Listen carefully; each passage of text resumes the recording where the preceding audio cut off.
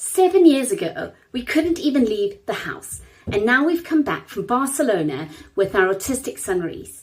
And I'm going to share with you exactly how we made it work. From getting there, where to stay, what to eat, and how to get around. If you've ever thought travel with autism wasn't possible, this video is for you. I'm Mags, and I share information about parenting my son who's autistic, from how we operate at home to the tips and strategies that we've used over the years. So please make sure you subscribe to my channel and like and share this video to get notifications of more we have to share. Let's start with the part that I worried about the most, which was actually getting there. For us, the flight is a big deal and transitions can be tough. The airport's there full of them, you're going through a baggage check, then through security, then trying to wait to get on the flight. So there's many videos I've made around transitions at airports, and you can find a few up here. Please click on them and see it in a bit more detail.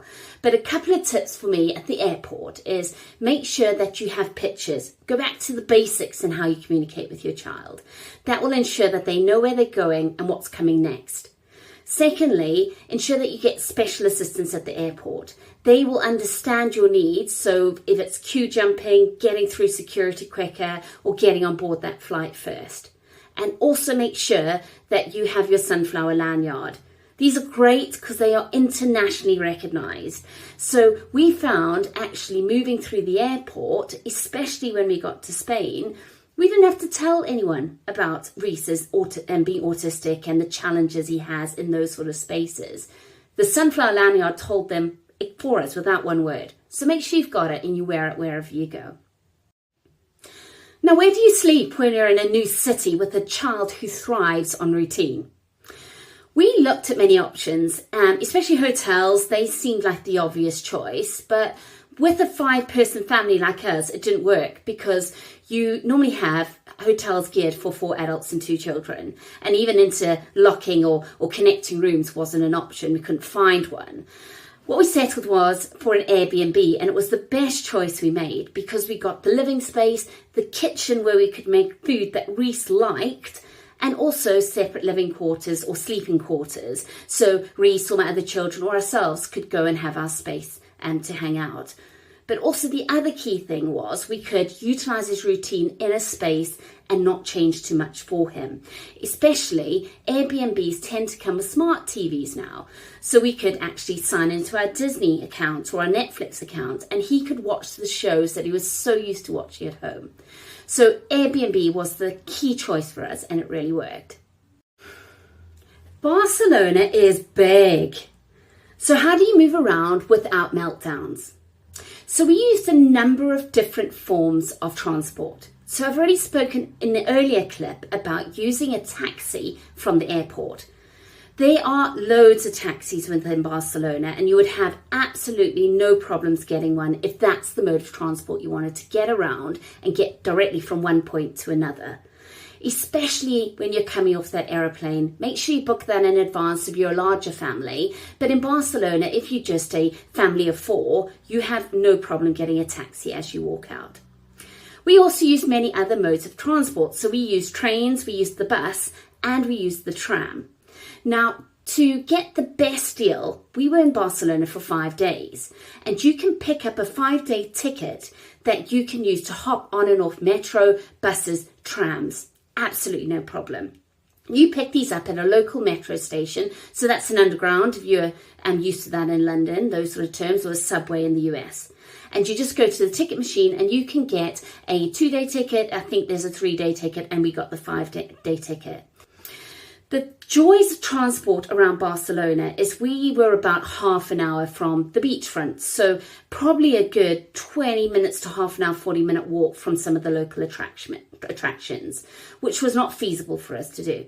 But what we found is using this ticket, we were able to get on the metro and the bus quite easily, and there was no waiting. So for our son Rhys, who's autistic, waiting is one of those things that's an absolute nightmare and can lead to meltdowns or overwhelmment. Buses in Barcelona come literally every 2 minutes, and so does the metro, probably even quicker. And they've got these electronic signs at every single stop or every platform that tell you how soon that train or bus is going to come. and they were seamless. Also, we travelled during quieter times during the day. You will find a little seat, and that was really cute for Rhys. Whenever he got on the metro or the bus, because we had our sunflower lanyards on, people recognised him and they stood up and gave him a seat, and he was quite happy to travel around Barcelona. Now, food. And if you're a parent, you'll know that this can make or break a trip.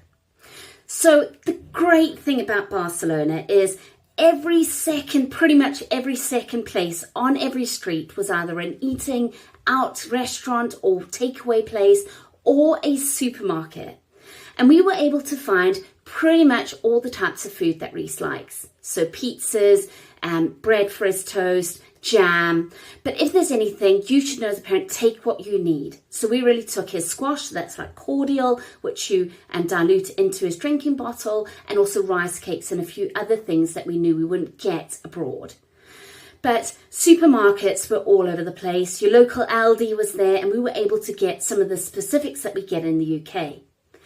If you wanted to eat out, and we did manage to eat out in Barcelona, there are restaurants there that serve multiples of different foods. So for example, Rhys was able to get pizza, and we were also able to get my daughter burgers, which she likes, and we were able, me and my husband, to get something we enjoyed as well. If your child is very specific to those branded chains of foods, there are McDonald's, there are KFCs, there are Burger Kings, and many other fast food chain outlets. Remember, you don't have to eat like a local and enjoy the local food just because that's expected. Okay, you are going with your child, and that's how we viewed our trip to Barcelona. We were taking those steps and we ate what we had to eat. We cooked in our Airbnb where we had to, and we were able to eliminate any concerns around eating. So of course, the big question, what did we actually do? So we went to some incredible places, but I'm not going to cram them all into this video because this is really an overview about what we did there. So please subscribe and follow to see about the different places, from the Barcelona Aquarium to the beach to the Sagrada Familia as well. And follow, and I will post those later. But one of the key things about attractions in Barcelona that really made it enjoyable for us is that everything is booked online. So you'll go to the respective site and you will choose a time slot that you want to go to that attraction. You book it, you book your number of people, and you book the time slot, and then they will either send you to an app where you get your QR codes, or you'll be emailed those QR codes. And the fantastic part about this when traveling with someone who's autistic is that it eliminates any waiting time. So you'll take your bus, as I said earlier, your bus and metro to that attraction. And when you get there, you will stand in the queue at that time slot. And as soon as that time slot that time comes about, they let you in, you scan your QR code, and you're in. So there's no problem about ticket queues, about waiting, about trying to get in. And that really made it for us about Barcelona. And that was really consistent in every attraction that we went to. So that was our trip to Barcelona, from flights to food to where we stayed. And if you're an autism family dreaming of travel, I really hope this shows that it is possible. And check out my other videos on strategies that I've mentioned during this video, and also as I post specific attractions and what we did there. And please put that thumbs up, subscribe to my channel, and please share where you've gone and any tips that I might want to adapt for our next trip.